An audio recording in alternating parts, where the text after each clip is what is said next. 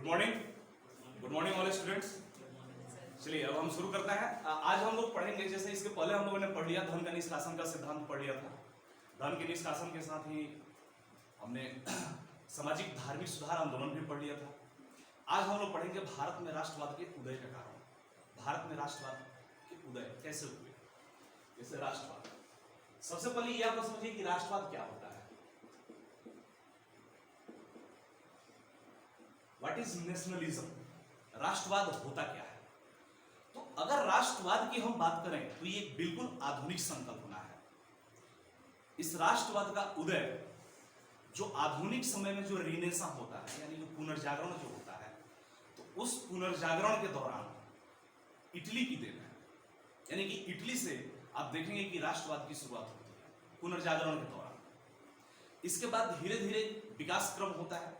इस विकास क्रम में आगे बढ़ते हुए अमेरिका की क्रांति है, फ्रांस की क्रांति है, इटली का एकीकरण है, जर्मनी का एकीकरण है, और यहां से प्रबोधन कालीन जो चिंतक है उनके विचारों में आपको राष्ट्रवाद दिखाई देगा।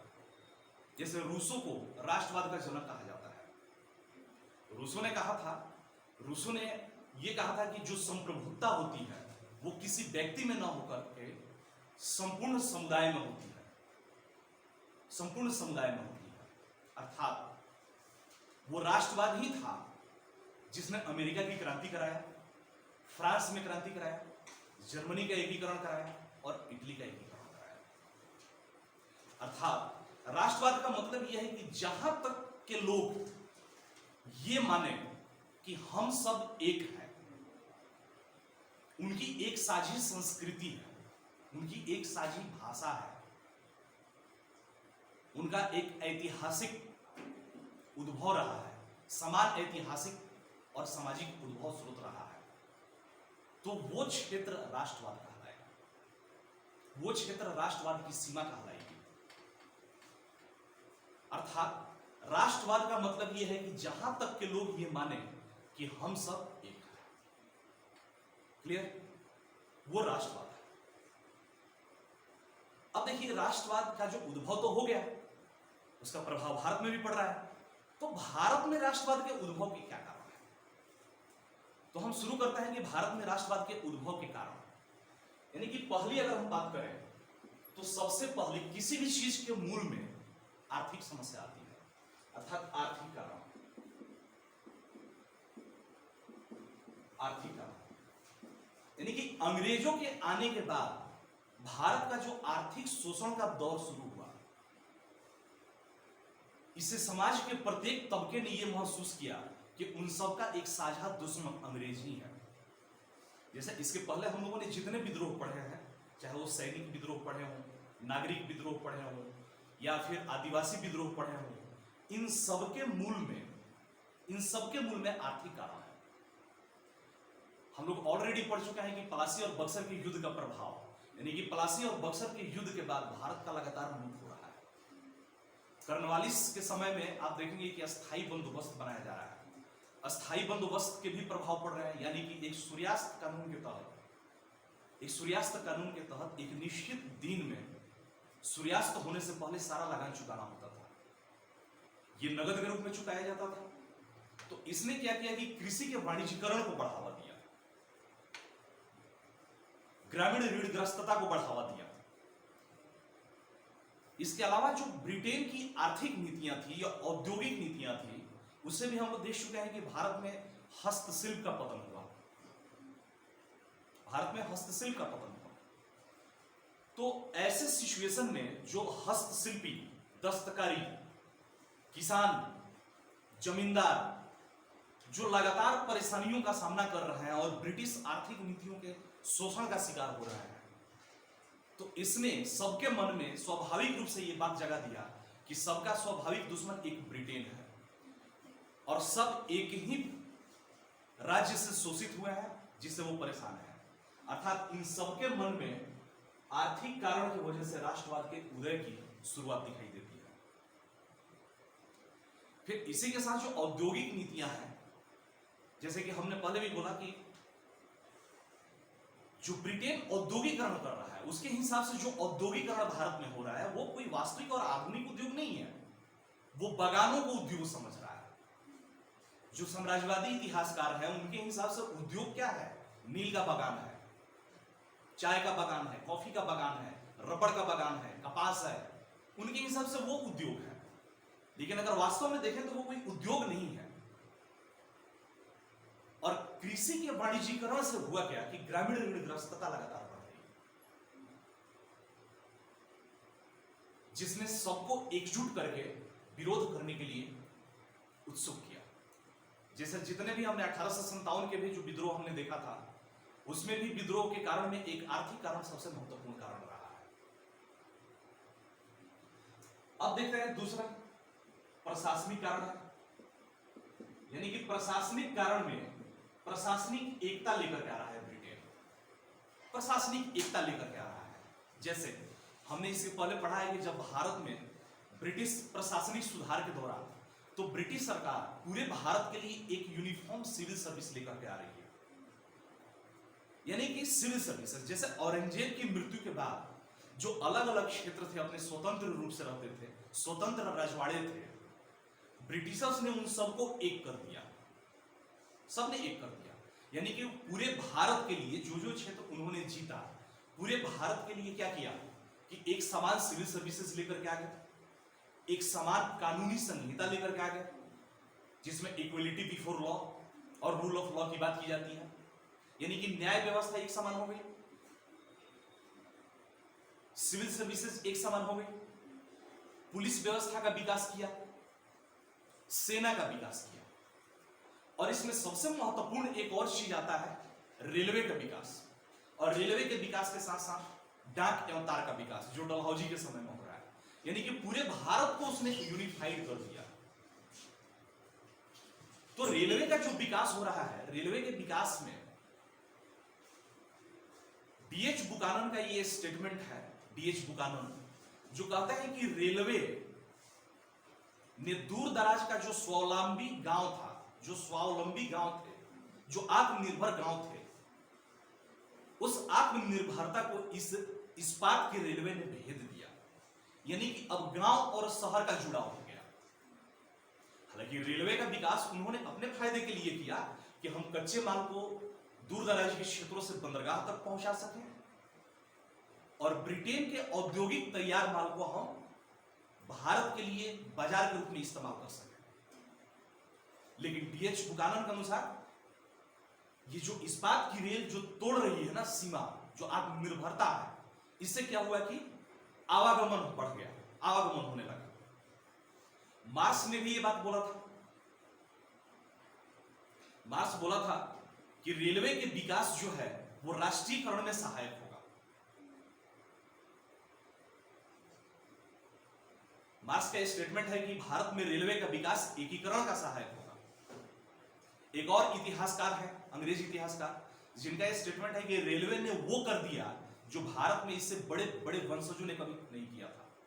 यानी कि पूरे भारत को यूनिफाइड कर दिया। डाक तार का विकास, टेलीग्राम का विकास, इन सब ने क्या किया कि प्रशासनिक क्षेत्र में पूरे भारत को एक कर दिया। जो पहले भारत अंग्रेजों के आने से पहले अलग अलग टुकड़ों में बटा हुआ था, अब एक हो गया। सामाजिक सांस्कृतिक आदान प्रदान होने लगा।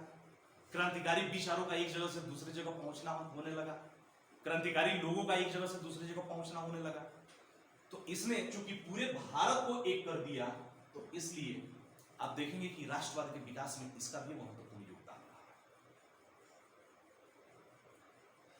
फिर यहां पे जो आर्थिक कारण है, इस आर्थिक कारण को ही थोड़ा सा और हम लोग एलोबोरेट करके देखेंगे कि धन निष्कासन का सिद्धांत, धन निष्कासन का सिद्धांत, ये सिद्धांत जो है धन निष्कासन का, ड्रेन ऑफ वेल्थ, ये दादा भाई नेहरूजी द्वारा दिया गया था 1867 ईस्वी में।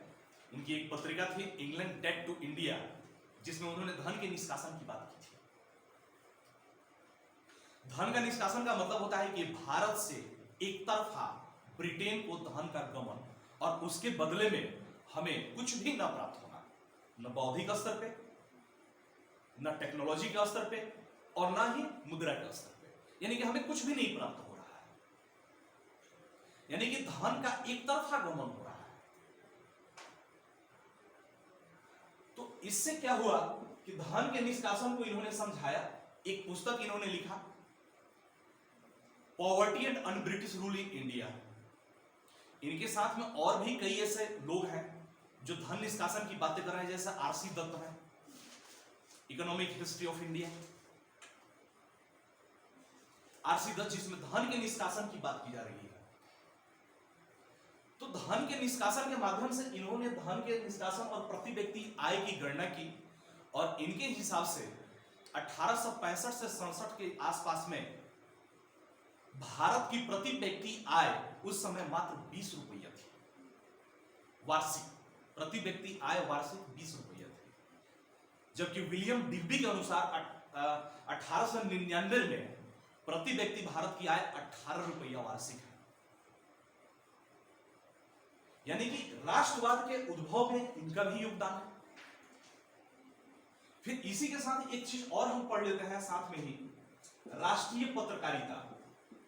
राष्ट्रीय पत्रकारिता, इस राष्ट्रीय पत्रकारिता को हम धन निष्कासन के सिद्धांत से थोड़ा जोड़ करके देखेंगे कि भारत के राष्ट्रीयता के उद्भव में जो राष्ट्रीय पत्र पत्रिकाएं हैं उनका भी बहुत महत्वपूर्ण योगदान रहा है। जैसे इसमें सबसे पहला नाम आता है हरिश्चंद्र, भारतेंदु हरिश्चंद्र का आता है, जिन्होंने भारत दुर्दशा किताब लिखी, नाटक बनाया भारत दुर्दशा, जिसमें भारत के दुर्दशा के बारे में बताया गया है।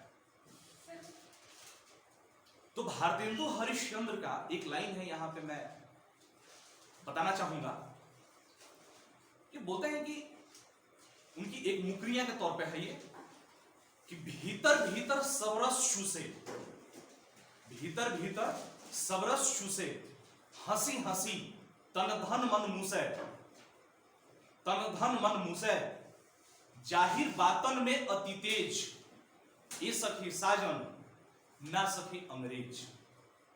यानी कि अंग्रेज जाहिर बातन में तेज है, अंदर ही अंदर सारा रस चूस ले रहा है भारत का।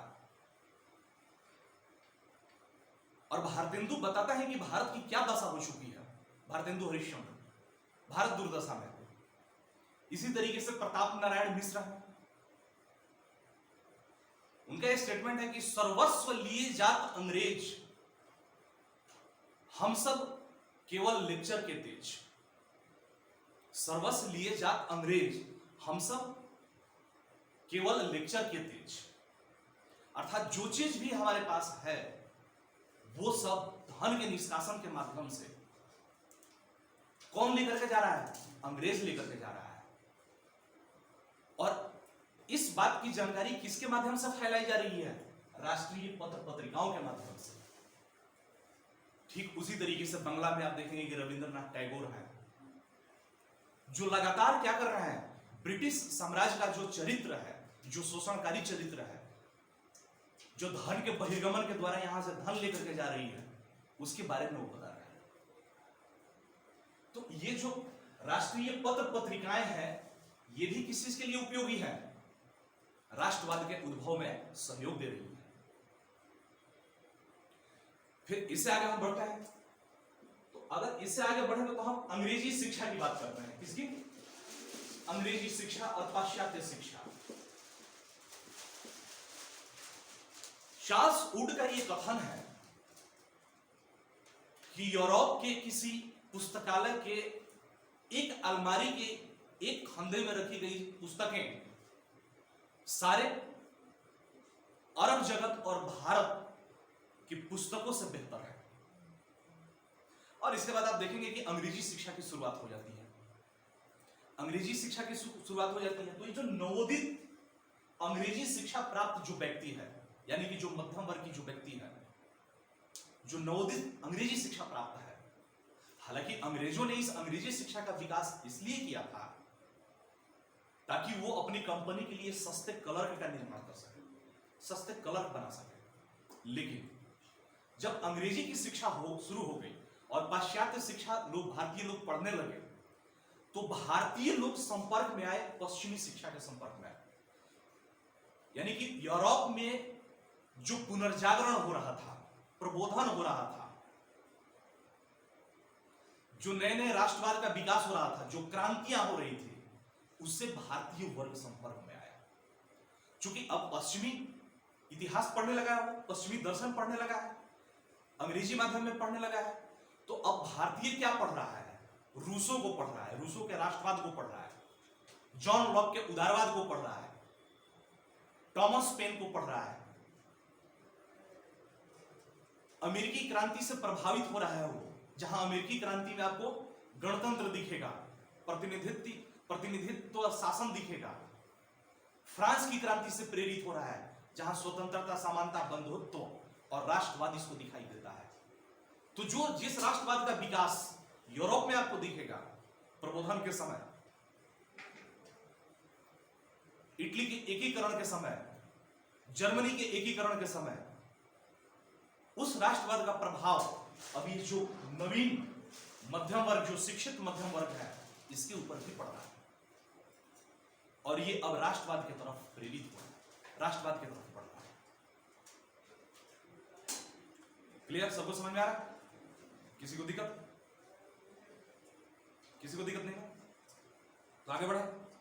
तो हमने ये देखा, फिर आगे बढ़ते हैं। एक लिट्टन साहब है, लिट्टन की प्रतिक्रियावादी नीति, लिट्टन की प्रतिक्रियावादी नीति। लिट्टन जब गवर्नर जनरल बनकर के भारत में आते हैं, इनफैक्ट वायसराय कहेंगे, गवर्नर जनरल नहीं, वायसराय कहेंगे। तो जब ये गवर्नर वहां पे वायसराय जब बनकर के आते हैं, तो इन्होंने कई सारी प्रतिक्रियावादी नीति अपनाई, जिस प्रतिक्रियावादी नीति ने भारतीयों में राष्ट्रवादी चेतना को जागृत किया। इसमें देखिए क्या क्या था। सबसे पहले इनकी जो कुछ प्रतिक्रियावादी नीति है उसके बारे में हम लोग डिस्कस कर रहे हैं। एक सबसे भयंकर जो भारतीयों के ऊपर प्रभाव पड़ा वो ये था कि इन्होंने 1877 ईस्वी में एक दिल्ली दरबार का आयोजन किया था। 1877 ईस्वी में क्या किया था? दिल्ली दरबार का आयोजन किया था। और आप थोड़ा सा ध्यान देंगे तो इसी समय दक्षिण भारत में भीषण अकाल पड़ा हुआ था, लोग मर रहे थे, और दिल्ली दरबार में जो वहां की महारानी थी उनको भारत की साम्राज्ञी घोषित किया गया, और इस दिल्ली दरबार में बेतहासा पैसा बहाया गया, जबकि भारत उस समय अकाल से जूझ रहा था। तो इस घटना को कलकत्ता के एक अखबार ने तुलना किया कि नीरो जब बंसी बजा रहा था तब रोम जल रहा था। यानी कि इस घटना की तुलना किससे की? जब रोम जल रहा था तब नीरो क्या कर रहा था? बंसी बजा रहा था। अर्थात जो लिट्टन जो कार्य कर रहा है, जो दिल्ली दरबार कर रहा है, उससे बेहतर यहां भारत के लोगों को जो अकाल से मर रहे हैं उनकी सुरक्षा करना जरूरी था ना। तो कलकत्ता की एक पत्रिका ने इसकी तुलना कैसे की है कि जब रोम जल रहा था तब नीरो क्या कर रहा था? बंसी बजा रहा था। दूसरी इनकी प्रतिक्रियावादी नीति है कि जो आंग्ल अफगान युद्ध हुआ था उसके सारे खर्चे किससे लिए जा रहे हैं? भारतीय राजस्व से वसूल किए जा रहे हैं सारे खर्चे। फिर एक आर्म्स एक्ट की बात आती है, यानी कि आर्म्स एक्ट को ला करके भारतीयों को हथियार रखने के ऊपर रोक लगा दिया गया था, यानी कि अब भारतीय हथियार नहीं रख सकते थे। तो ये आर्म्स एक्ट था। फिर हमने सिविल सर्विसेज के बारे में पढ़ा है कि लिट्टन ही वो व्यक्ति है जिसने भारतीय सिविल सेवा की उम्र 21 वर्ष से घटा करके 19 वर्ष कर दिया था, मैक्सिमम उम्र। और फिर एक सबसे बड़ी इनकी जो प्रतिक्रियावादी नीति में आता है वो आता है वर्नाकुलर प्रेस एक्ट 1878 ईस्वी का। 1878 ईस्वी का अर्थात 1878 ईस्वी में जो वर्नाकुलर प्रेस एक्ट आया था उसे जो भी क्षेत्रीय भाषा के पत्र थे उनके ऊपर कड़ा नियंत्रण लेकर के आया गया था, उनको रोकने की कोशिश की गई थी। इसी क्रम में हमने एक नाम लिया था अमृत बाजार पत्रिका का। अमृत बाजार पत्रिका एक ऐसी पत्रिका है जो इस वर्नाकुलर प्रेस एक्ट से बचने के लिए रातों रात अंग्रेजी में कन्वर्ट हो गई थी। पहले बांग्ला में छपती थी और जब वर्नाकुलर प्रेस एक्ट आया तो रातों रात क्या हो गई? अंग्रेजी में कन्वर्ट हो गई। इसके संपादक थे शिशिर कुमार घोष और मोतीलाल, ठीक है। तो एक तो ये वर्नाकुलर प्रेस एक्ट हो गया। तो इस प्रकार जो लिटन की प्रतिक्रियावादी नीतियां हैं, इससे भी भारतीय जनता में राष्ट्रवाद का उद्भव हो रहा है। फिर इसके बाद एक और आता है इसमें, इल्बर्ट बिल विवाद। क्या आता है? इल्बर्ट बिल विवाद। भारत के सबसे लोकप्रिय गवर्नर ने रिपन। इल्बर्ट बिल विवाद, तो एक बिल है, रिपन साहब है, तो रिपन के समय में एक इल्बर्ट बिल आया। इस इल्बर्ट बिल में यह था कि जो भारतीय जज है सदर स्तर पे, वही भारतीयों का भी केस देख सकता है और साइमल्टेनियसली यूरोपीय का भी केस देख सकता है। जो भारतीय जज है वो भारतीयों का भी केस देख सकता है और यूरोपियों का भी केस देख सकता है, मतलब इक्वालिटी बिफोर लॉ की हम बात करते हैं। लेकिन इस बिल के ऊपर विवाद कर दिया यूरोपीय लोगों ने, गोरे लोगों ने विवाद कर दिया। इसको श्वेत विद्रोह के नाम से नहीं हम जानते हैं। और यह विवाद इतना बढ़ गया कि बाद में रिपन को इस बिल को वापस लेना पड़ा। यानी कि यूरोपीय अगर कोई अपराधी है तो उसके केस की सुनवाई कौन करेगा? यूरोपीय जज ही करेगा। तो इस बात से भारतीयों में यह भावना जागी कि सैद्धांतिक स्तर पे चाहे जो कुछ भी हो, लेकिन व्यवहारिक स्तर पे ब्रिटिश सत्ता समानता का व्यवहार नहीं कर रही है। और फिर इल्बर्ट बिल विवाद में जो विवाद हुआ था, जिसमें ज्यादा लोग सम्मिलित थे, इससे इनको संगठित होकर आंदोलन करने का और विरोध करने के बारे में और बेहतर अंदाजा लगा कि हम कैसे अपनी मांगों को मनवाने के लिए हमें संगठित होना पड़ेगा। फिर एक और विवाद है, नस्लीय भेदभाव की नीति। नस्लीय भेदभाव, चाहे हम उस सेना की बात करें, सिविल सर्विसेज की बात करें, क्लब की बात करें, ट्रेन में फर्स्ट क्लास डिब्बे की बात करें, हर एक क्षेत्र में भारतीयों के साथ भेदभाव किया जाता था। सेना में सूबेदार स्तर से ऊपर नहीं जा सकते हैं, फर्स्ट क्लास के डब्बे में भारतीय नहीं बैठ सकते हैं, जो क्लब है वो सिर्फ यूरोपियों के लिए ही आरक्षित है, Indians and dash are not allowed. तो ऐसी स्थिति में जो नस्लीय भेदभाव है, और इसी दौरान एक और रुपयार्ड किपलिंग की एक नीति आती है जिसमें होता है व्हाइट मैन बर्डन थियोरी की, श्वेत बोझ का सिद्धांत। तो ऐसे सिचुएशन में चूंकि हर जगह भारतीयों के साथ नस्लीयता के आधार पर भेदभाव किया जा रहा है, तो इस भेदभाव ने भी भारतीयों में राष्ट्रीयता को जागृत करने में महत्वपूर्ण भूमिका निभाई। भारतीयों में राष्ट्रीयता की भावना को जागृत किया। फिर इससे हम और आगे बढ़ते हैं, तो हमने पढ़ा था सामाजिक धार्मिक सुधार आंदोलन। सामाजिक धार्मिक सुधार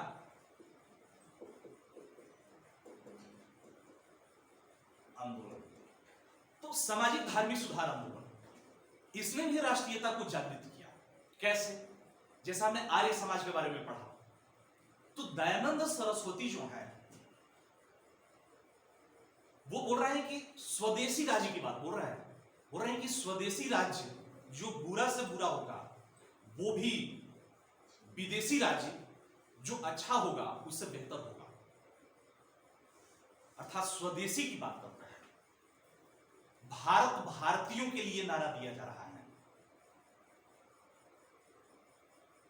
यानी कि आर्य समाज के जो प्रमुख मांगे थी उसमें आपको स्वदेशी और स्वशासन की मांग दिखेगी।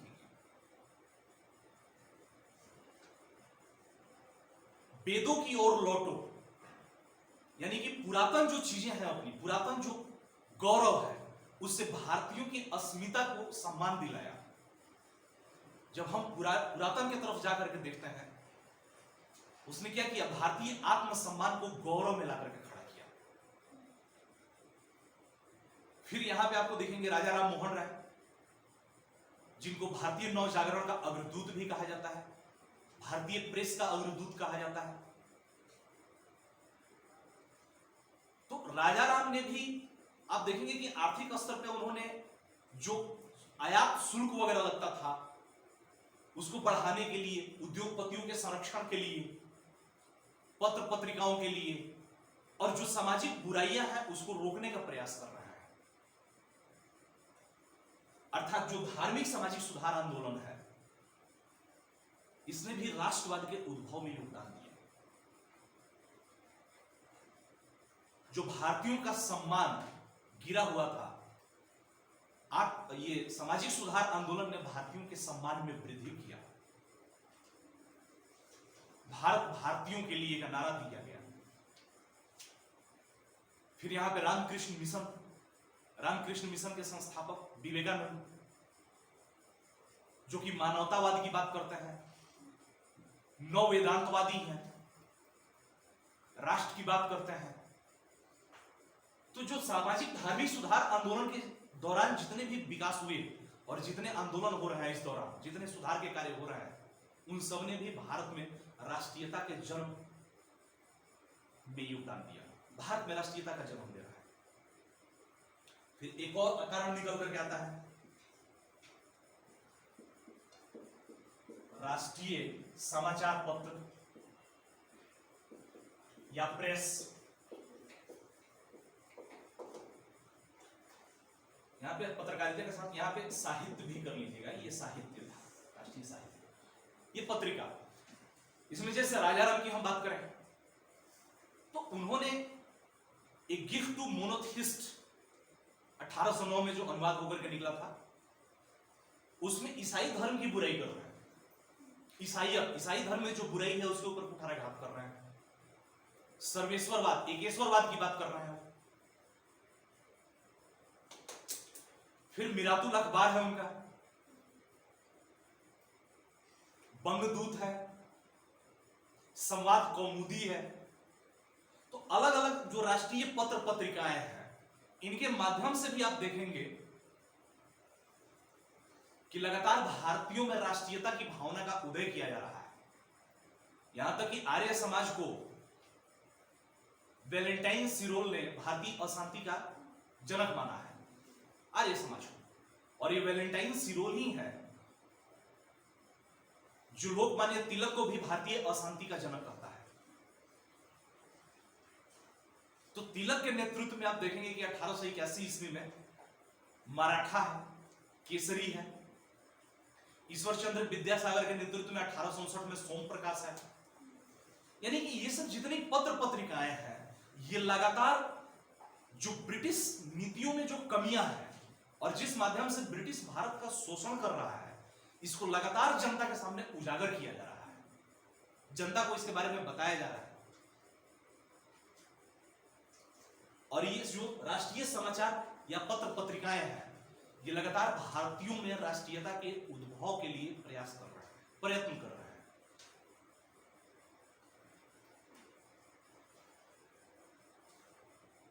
क्लियर? और एक और लास्ट पॉइंट,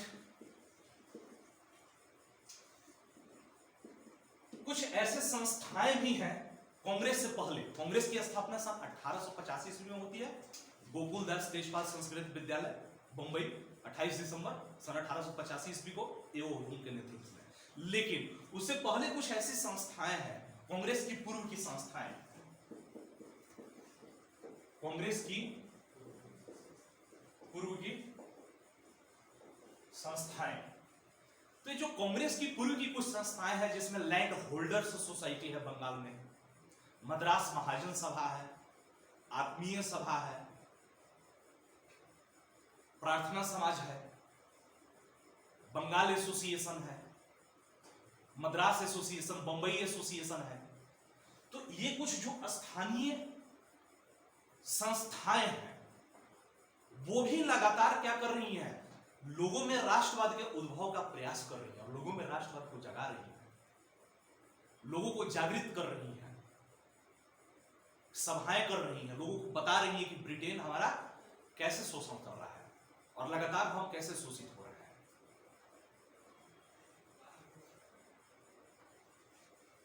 तो किसी को कुछ पूछना है इसमें? ये रहा हमारा भारत में राष्ट्रवाद के उदय के संपूर्ण कारण। नीलम, कुछ नहीं पूछना? बट बिल आया था तो यूरोपीय के लिए वो भारतीय केस लड़ सकते थे ना, तो इसमें सिर्फ विरोध के ब्रिटेन के लोग क्यों कर रहे थे? इल्बर्ट बिल में ये था कि जो भारतीय जज होंगे वो यूरोपियों का भी केस सुन सकता है, जबकि इसके पहले ऐसा नहीं था। तो इल्बर्ट बिल में यह प्रावधान किया गया था कि जो भारतीय जज होगा वही भारतीयों का भी और यूरोपियों का भी सुनवाई कर सकता है। लेकिन इसका विरोध करने लगे अंग्रेज, जिसको श्वेत विद्रोह के नाम से जाना जाता है, क्योंकि उनको अपने विशेषाधिकारों पे कुठाराघात महसूस हुआ और वो नहीं चाहते थे कि कोई भारतीय जज एक यूरोपीय की केस की सुनवाई करे, जिसका उन्होंने विरोध किया और फिर अंत में रिपन को इस केस को वापस लेना पड़ा,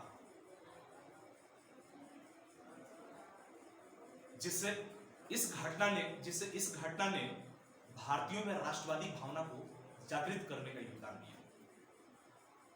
तो यही था इल्बर्ट बिल की बात, यानी कि इल्बर्ट बिल में भारतीय जजों को भारतीयों के साथ साथ यूरोपीय जो व्यक्ति थे उनके भी सुनवाई करने का अधिकार प्राप्त हो गया, लेकिन अंग्रेजों ने इसका विरोध किया। आया समझ में?